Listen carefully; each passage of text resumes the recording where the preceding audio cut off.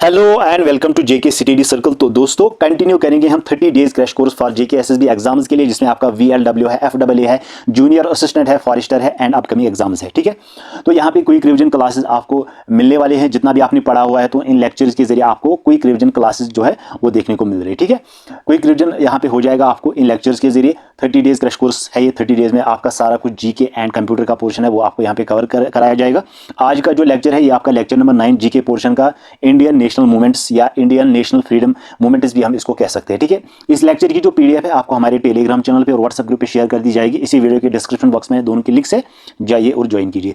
Already 8 lectures upload हो चुके हैं जीके पोर्शन पर, जाके आप हमारे यूट्यूब चैनल पर चेकआउट कर सकते हैं। ठीक है, तो let's start our lecture number 9 GK portion Indian national movements. ठीक है, तो इंडियन नेशनल मूवमेंट्स जो है ये आपका पीरियड जो चला है 1885 से लेकर 1947। तो यहाँ पे 2 नहीं है, ये 7 है। ठीक है, यहाँ पे करेक्ट करना है आपको।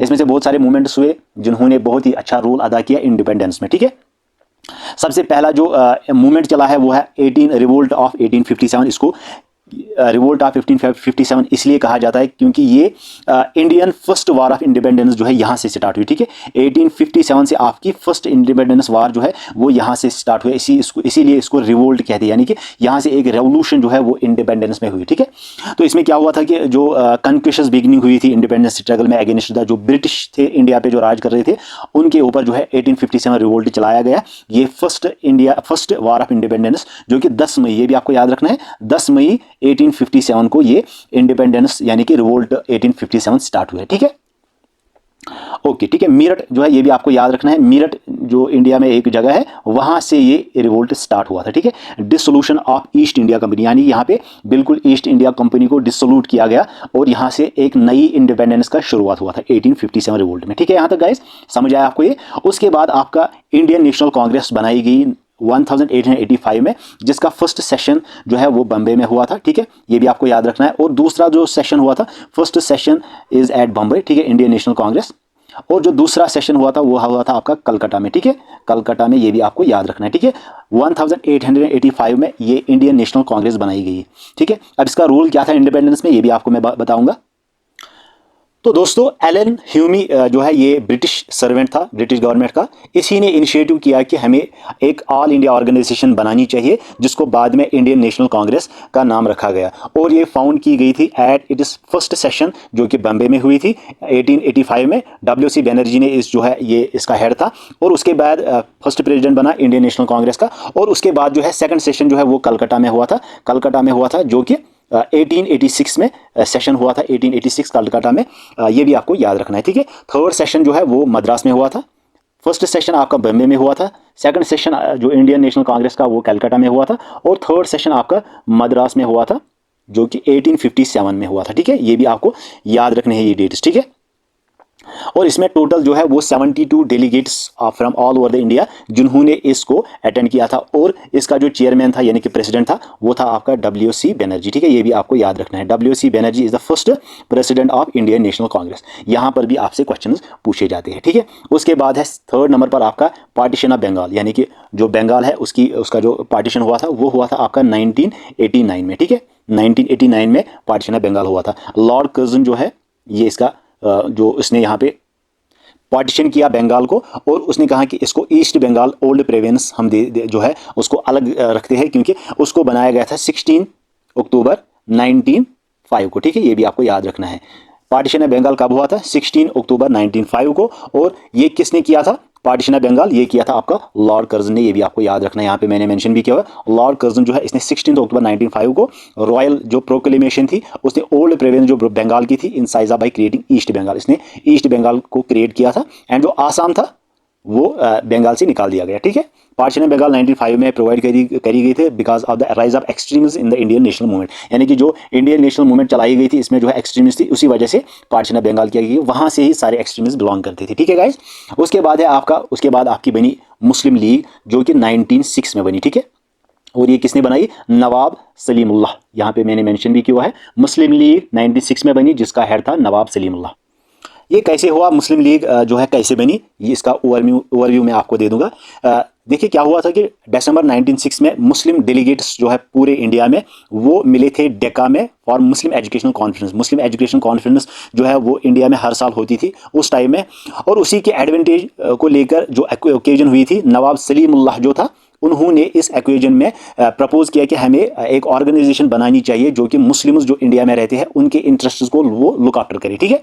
और इस प्रपोजल को एक्सेप्ट किया गया by British and all India Muslim league जो है वो फाइनली सेटअप की गई 30 दिसंबर 1906 को, ठीक है। ये भी आपको याद रखना है, ठीक है। और किसने इसको जो है इन्वेंट किया, किसने बनाया, नवाब सलीमुल्लाह।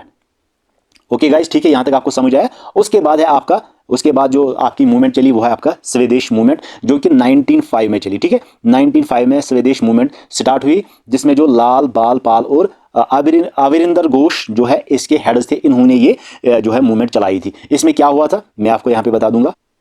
स्वदेश जो है आप नाम से ही पता चलता है कि बाहर, मतलब बाहर की स्वदेशी, स्वदेशी मतलब इंटरनेशनल, क्योंकि नाम से ही आपको पता है हिंदी नाम है स्वदेशी मूवमेंट। इसमें क्या हुआ था कि जो भी आपका प्रोग्राम्स थे उनको बाइकआउट किया गया। गवर्नमेंट सर्विसेज थे, जो कोर्ट्स थे, स्कूल्स थे, कॉलेजेस थे या फॉरेन गुड्स थे, उनको बाइकआउट करना था। और both political and economical movement से लाल बाल पार एंड अरबिंदो घोष जो है इसने इंपॉर्टेंट रोल इसमें जो है पार्टिसिपेट किया। इन्होंने कहा कि हमें बाइकआउट करना होगा गवर्नमेंट सर्विसेज को, जिसमें से कोर्ट्स है, कॉलेजेस है, स्कूल्स है, एंड जो फॉरेन आपके प्रोडक्ट्स है उनको हम बाइकआउट करते हैं, जो भी ब्रिटिश यानी कि ब्रिटिश इंडिया से, जो कि ब्रिटिश अंग्रेजों से, इंग्लिश से यहाँ पे जो है वो इंपोर्ट किए जाते थे, उनको हम बाइकआउट करते हैं। ये लाल बालोल पाल और अरबिंदो घोष ने इसमें इंपॉर्टेंट जो है रोल प्ले किया, ठीक है। उसके बाद है आपका मोरली मिंटो रिफॉर्म, ये आपका 1990 में स्टार्ट हुआ, ठीक है। 1909 में स्टार्ट हुआ। मिंटो एंड मोरी जो है ये दो जो है सिटीजन थे, सेक्रेटरी थे। मिंटो जो है ये वाइसरॉय था, और मॉर्ली जो है ये सेक्रेटरी था state India jointly proposed reform, जो कि इंडियन काउंसिल ने चलाई थी। इन्होंने ही Minto Morley reforms act pass किया 1909 में, ठीक है। A separate criminal electoral was introduced for the Muslims, यानी कि ये मुस्लिम्स के थ्रू जो है ये पास किया गया है मॉर्ली मिंटो रिफॉर्म, ठीक है। ये भी आपको याद रखना है। चलिए आगे चलते, यहाँ तक आपको समझ आएगा इस।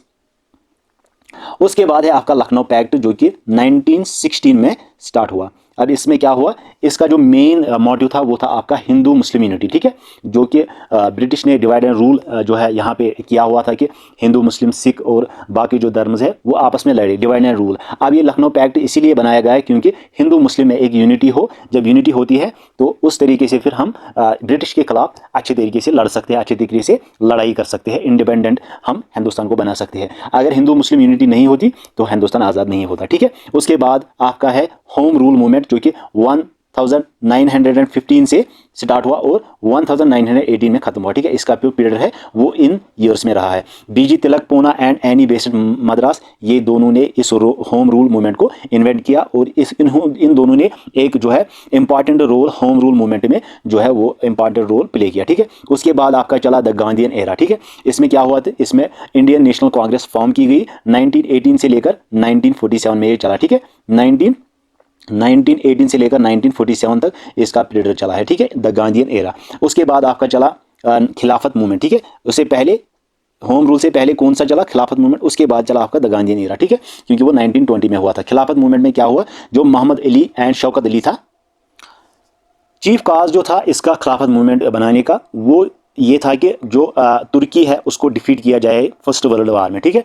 तो इसलिए जो मुस्लिम्स थे इंडिया में वो अपसेट हुए ब्रिटिश के एटीट्यूड पर अगेंस्ट तुर्की, एंड उन्होंने लॉन्च किया खिलाफत मूवमेंट। अली ब्रदर्स इनको कहा जाता है, मोहम्मद अली एंड शौकत अली, इन्होंने स्टार्ट किया इस मूवमेंट को, एंड ज्वाइंटली इसको लेड किया गया खिलाफत लीडर्स एंड द कांग्रेस, यानी कि जो भी खिलाफत लीडर्स थे वहाँ उस टाइम पे और जो कांग्रेस के लीडर्स थे उन्होंने ज्वाइंटली जो है इसको ऑपरेट किया, ठीक है, खिलाफत मूवमेंट को। ये भी आपको याद रखना है। 1920 में ये स्टार्ट हुआ था, जिसके फाउंडर थे अली ब्रदर्स, जिसमें सबसे पहला है मोहम्मद अली, उसके बाद है आपका शौकत अली, ठीक है। ये भी आपको याद रखना है। उसके बाद हुआ आपका गाइज द रवाल्ट एक्ट 1919, ठीक है, ये भी आपको याद रखना है, द रवाल्ट एक्ट 1919, ठीक है। इसमें क्या हुआ था कि जो सर सिडनी रोवल्ट था उसने लुक आफ्टर किया मिलिटेंट नेशनल एक्टिविटीज को। On the basis of its report the Rowlatt act जो है वो पास किया गया मार्च 1990 में बाय सेंट्रल लेजिस्लेटिव काउंसिल जो थी उस टाइम पे, उन्होंने ही इसको प्रपोज किया, और इसको दूसरे नाम से जाना जाता है ब्लैक एक्ट, ठीक है, this is called the black act. अगर आपसे ये क्वेश्चन पूछा जाएगा कि जो रोलेट एक्ट है उसको और किस नाम से जाना जाता है, तो वहाँ पे अगर ऑप्शन होगा ब्लैक एक्ट, तो ये राइट ऑप्शन होगा आपका, ठीक है। उसके बाद हुआ आपका जलियाना वाला, जो जिसमें जो बहुत सारे वहाँ पे डेथ्स हुए, जो कि 1990 में हुआ, ठीक है। वहाँ पे क्या हुआ था कि ये भी आपको मैं बताऊंगा इसका कैसे हुआ ये। ऑन 13 अप्रैल बियासाकी जो है वो डे था, ये जो फेस्टिवल होता है, वहाँ पे एक पब्लिक मीटिंग रखी गई थी जलियाना वाला बाग गार्डन में। जो जनरल डायर था उन्होंने मार्च किया without any warning opener fire on the crowd, यानी कि वहाँ पे जो फेस्टिवल्स जो सेलिब्रेट कर रहे थे, और जो जनरल डायर था, ये चीफ आर्मी का जनरल था, इन्होंने बिना सोचे वार्निंग किए फायर को ओपन किया क्राउड पे, और उस फायरिंग में कम से कम 10 से 15 मिनट तक इन्होंने फायर किया, जिसकी वजह से नॉन स्टॉप एमिनेशन जो है वो एग्जॉस्ट हुए, जिसकी वजह से जो ऑफिशियल रिपोर्ट है 379 जो है वो टोटल वहाँ पे डेथ्स हुए, ठीक है, उस टाइम। और जो वॉन्डेड हुए, जो कि इंजर्ड हुए, वो थे आपके 1137, ठीक है, इस इंसिडेंट में। There was a national wide protest किया गया against this, and Rabindranath Tagore जो है इसने रिनाउंस किया इस काइंड हार्टेड को एज ए प्रोटेस्ट, ठीक है। यानी कि इस जलियांवाला बाग में क्या हुआ कि जनरल डायर जो है इन्होंने फायर खोला बिना वार्निंग किए क्राउड पर, जहाँ पर फेस्टिवल चल रहा था, और बकासी जो बैसाखी डे जो हार्वेस्ट फेस्टिवल होता है, तो वहाँ पे बहुत सारे लोग थे, और वहाँ पे क्राउड हुआ, और उस क्राउड पे जो गोलियां मारी गई, और जिसमें 379 डेथ्स हुए और 1137 जो है वो इंजर्ड हुए, ठीक है। उसके बाद पूरे इंडिया में वो नेशनल वाइड प्रोटेस्ट चलाया गया, जिसको रविंद्रनाथ टैगोर ने लीड किया, ठीक है, ये भी आपको याद रखना है। उसके बाद है आपका नॉन कोऑपरेशन मूवमेंट, जो कि 1920 में चला, ठीक है। 1920 में नॉन कोऑपरेशन मूवमेंट में जो है ये अप्रूव किया गया था बाय INC ने, यानी कि इंडियन नेशनल कांग्रेस ने इसको अप्रूव किया। अब इसमें क्या हुआ, इसको गांधी जी ने जो है वो अनाउंस किया इस प्लान को, ताकि जो नॉन कोऑपरेशन हम करें गवर्नमेंट के साथ, यानी कि हम कोई भी कोऑपरेट नहीं करेंगे गवर्नमेंट के साथ, ब्रिटिश गवर्नमेंट के साथ, क्योंकि उससे पहले क्या हुआ था, रोलेट एक्ट हुआ था, जलियांवाला बाग हुआ था, और खिलाफत मूवमेंट जो है ये हुआ था। तो उसमें अप्रूव किया गया इंडियन नेशनल कांग्रेस में, और नागपुर सेशन में दिसंबर 1920 को ये नॉन कोऑपरेशन मूवमेंट बनाई गई। उस कांग्रेस ने ऑब्जर्व किया नॉन कोऑपरेशन मूवमेंट को 1920 में, और जो मेन एम था इस मूवमेंट का वो ये था कि हमें अटेन हम कर सके स्वराज को through non violent and peaceful mean, यानी कि पीसफुल तरीके से हम अपना स्वराज जो है वो हासिल करें, ठीक है। ये कब चला, 1920 में, ठीक है। तो गाइज ये था ओवरव्यू इंडियन नेशनल मूवमेंट्स या इंडियन नेशनल फ्रीडम मूवमेंट्स का, कौन कौन से मूवमेंट्स हुए, कब हुए, और उसको किसने लीड किया, कहां तक उनका पीरियड चला, ये यहाँ पे सारा कुछ हमने कवर किया हुआ है, ठीक है। तो गाइज ये था आज का वीडियो, हम मिलते हैं नेक्स्ट वीडियो में कल सुबह कंप्यूटर लेक्चर पर। तब तक के लिए बहुत सारा ख्याल रखिएगा। Thank you and take care.